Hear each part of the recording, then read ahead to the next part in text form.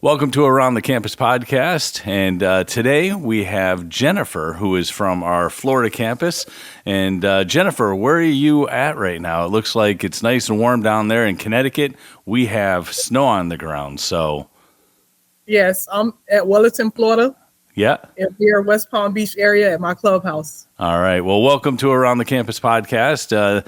We kind of highlight students and their track as they move on from the school, and it seems like you have a fascinating track. But before we get to that, I want to go back to the beginning.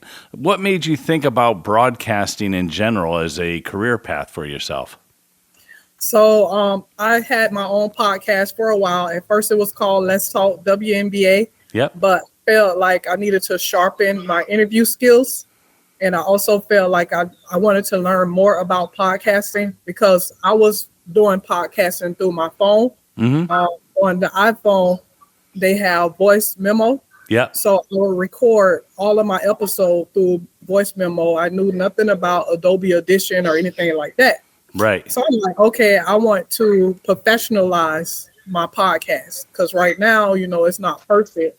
I did get guests in the WNBA to join, but it wasn't like a professional podcast where I was using real equipment. So I looked into the Connecticut School of Broadcasting, and I said, okay, let me, join this school so I can learn the ins and outs of how to use the proper equipment for podcasting.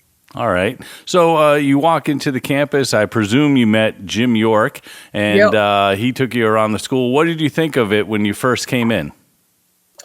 I was amazed with the studios that were inside the school. It was three different studios, and I fell in love with the green screen room because I was like, oh, this looks perfect for where I would like to shoot my podcast.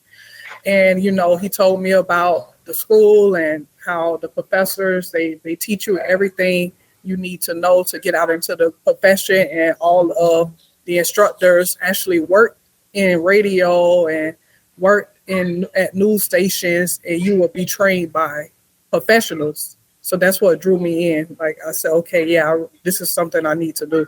All right, cool. So now you're in the school, you're getting going and things like that. What did you think of the classroom environment, the learn by doing atmosphere that was in the school? So it wasn't like book work. When you go to college, you're reading a book, you're learning through reading. But at the Connecticut School of Broadcasting, you're learning by doing. So they take you in the actual studio. They teach you how to use the equipment. They give you one-on-one help. And I love the fact that it's a small classroom environment. So you get that one-on-one with the teachers that are there. You don't have to worry about a classroom of 235 students because right. You get that one-on-one. Yeah. And when you were going through the process, did you find were you amazed that you could pick it up so easily, or did you feel as if there were hurdles to it as well? It was actually easier than I thought it would be. The instructors, they laid out everything very well. So I was able to grasp the information that was given, and it was just really easy. I thought it would be hard, and it wasn't hard at all. Everything was laid out so perfectly where it wasn't a struggle. And so now you're graduated, you're moving on, and what are you doing now? How has your podcast grown since graduating CSB? It's grown a lot. It's not where I want it to be as far as followers, but it's grown as far as me using the right equipment, me using better sound, through Adobe Audition that I've learned through the Connecticut School of Broadcasting. So my sound is actually better than how it once was when I first started shooting. If you watch like my first episode, you will see the difference in the sound alone because I've learned that through the school. Yeah. And so where can people look up your information? Where can they find you? So right now the podcast name changed from Let's Talk WNBA to Let's Talk Women in Basketball. So you can find my podcast on Instagram at Let's Talk Women in Basketball. You can find it on Spotify, Let's Talk Women in Basketball. And we also have a YouTube account, Let's Talk Women in Basketball, and Facebook, Let's Talk Women in Basketball. Awesome. And when you do these podcasts, are you adding the visual element? Are you using the video software too? And so basically you're doing what we're kind of doing, which is having side-by-side type talks with the individuals coming in.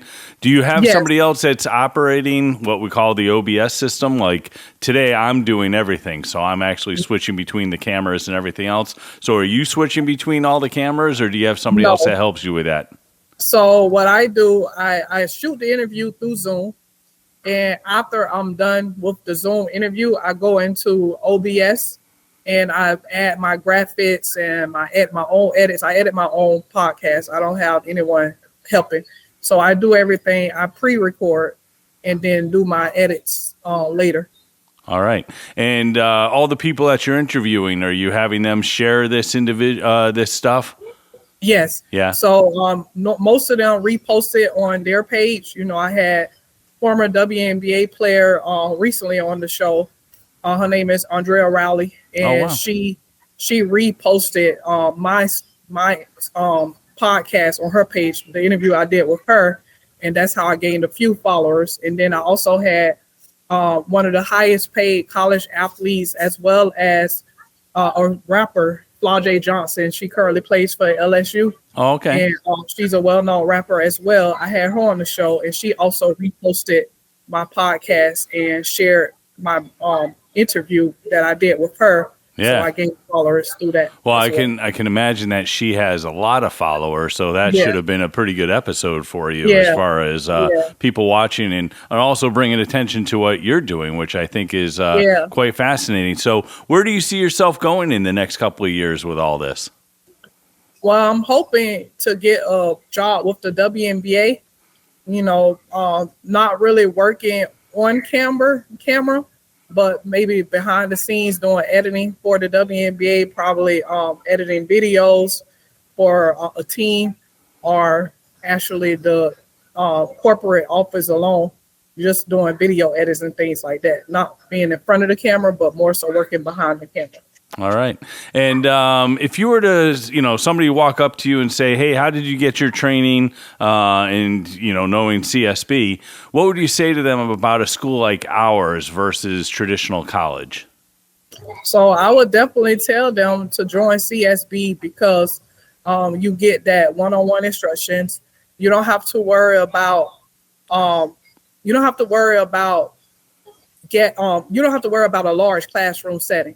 So you have maybe 10, 12, 15, 20, maybe at max students in the class. So you have instructors who are teaching you how to use the equipment that you need. But when you go to a regular college, you're reading out of the book. So you're learning out of a book. But at CSB, you're actually in the studio, learning how to use the equipment, learning how to edit. They put you in front of a computer and you're learning as you're doing. But like I said, at other colleges or institutions, you might be learning through a book.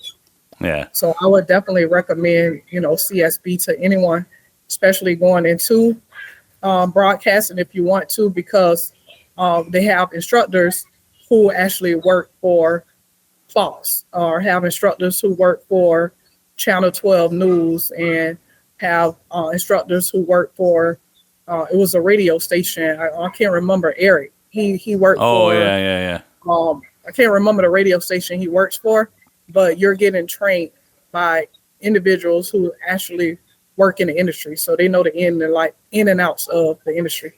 All right.